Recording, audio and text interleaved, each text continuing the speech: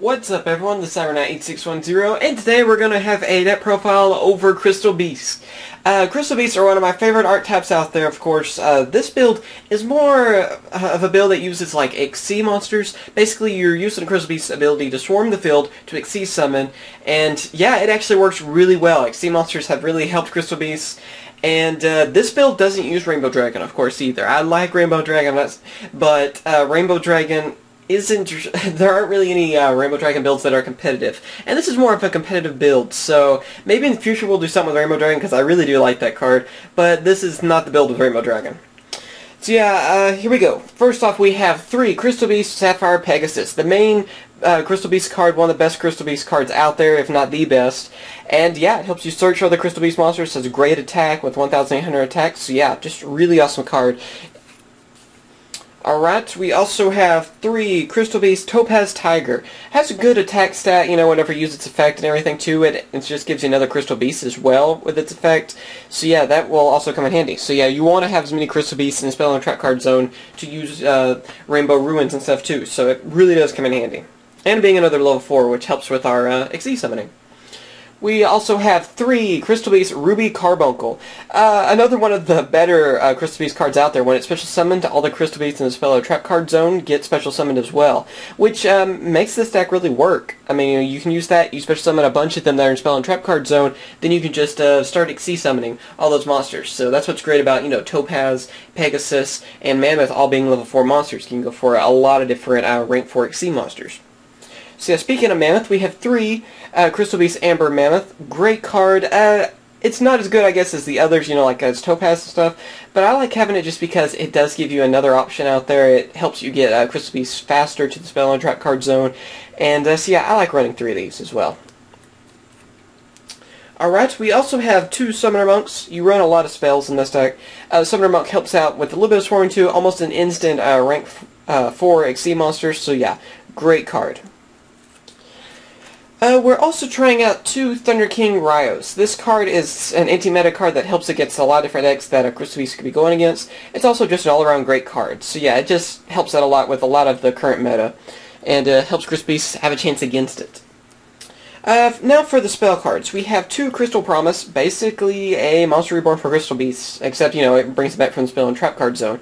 Works out great, especially with the Ruby Carbuncle, as you can kind of tell they're kind of hinting at from the artwork, of course. So yeah. Just all around great card. Another Monster Reborn, or 2 more Monster Reborns rather. We also have 2 Crystal Beacons, another great card to help you get your Crystal Beasts where you need them. And yeah, I mean, it's just pretty self-explanatory.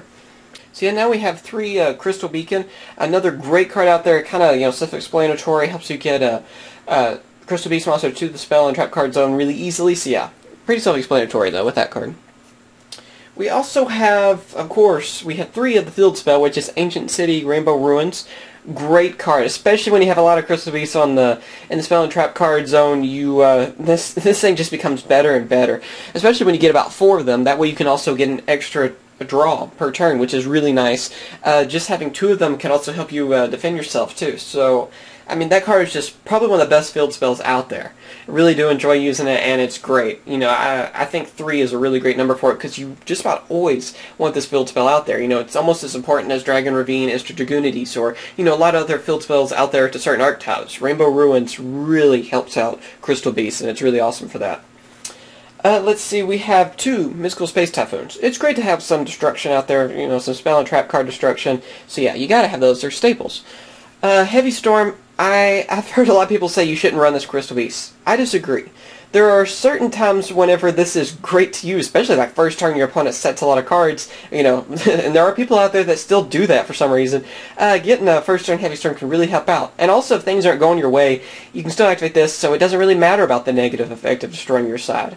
So yeah, I still recommend running this. I mean, running it, I mean, just one of them. And so yeah, most of the time, if not all the time, it's still going to come in handy. We have Dark Hole. I mean, that's really basic, you know, staple card, a Monster Reborn, same thing. Crystal Abundance, just because one of them isn't overkill, I like just having 1, it's possible to use, and yeah, I mean, it's a really awesome card. It's one of the best Crystal Beast cards out there. It can be very scary if you're able to use it, of course. Of course, you know, this build's not really aimed to really go for the Abundance ability, but you can still possible to do, so you might as well run 1. We also have 2 Crystal Release. This card helps out a lot, gets you your Crystal Beast cards easier, and also gives you a little bit of an attack boost. So yeah, an equip card that, for Crystal Beast, that actually works great. I really do like this card, and yeah, I mean, it's just awesome. It gives you, it helps you run over some of those really strong monsters too. You know, given this to Pegasus, you can run over a lot of different monsters out there. So it's just plain awesome. I love running that card. We also have 2 Forbidden Lance. It seems like I've run this just about in everything. Just a great card, almost considered a staple, if not staple by most. And yeah, great card, helps you out. I mean, just really self-explanatory on that. We have 2 Torrential Tributes. Even though we swarm a lot with Crystal Beasts, I still recommend having the Torrential Tributes. In case things go bad or whatever, it's great to just Blood Pull Field. And also, whenever you use this, you can still send your Crystal Beast back to the Spell and Trap card zone. So it's not as much of a negative for you as it is for your opponent. So, all around great card. Also, for our last 2 cards, for our traps, we have 2 Compulse. Compulse, just a great card. A lot of people have argued with me about this. It's still an absolute great card. It's hilarious to send back some of the monsters your opponent works hard to bring out, especially those Xyz monsters where they go back to the extra deck. Same with Synchros and stuff. So yeah, great card. I do recommend it. Especially since Warning is at 1 now. I still say you're better off running 2 of these. So yeah. Now, if Warning was back at 2, that might be different then. But for now, I believe they're pretty much your best replacements. I mean, Bottomless is still a great option, though, too, if you'd rather go Bottomless. Alright, now for the extra deck. We have 2 Lightning Chidori. This is an excellent Xyz card. It's really great for Crystal Beast because we have a Pegasus. I was tempted to run Eagle, which I've seen some people do, because it does give you an extra 1 monster you can go for more of Chidori. And it's just a great card for Crystal Beast. It seems like it was almost made for him, it seems like. So yeah, just really great card, all around great Xyz monster. And seen a lot of people use it though, which is, you know, kind of surprising. But, you know, you can only use it with wind monsters, so that's why. Let's see, we do have Carbuncle, so I have a few rank 3 monsters, like lineup Zen mains. Great card, I mean, it's kind of your staple rank 3. And same with the Levier. Same reasoning, really. They're possible to bring out, so why not? We also have Gemini Pearl. We have 2 Utopias. We have a number 50 Black Ship of Corn. I've been tempted to run 2 of these, but I think 1's probably good enough. 2 Mastrokes. Probably my favorite Xyz monster right now.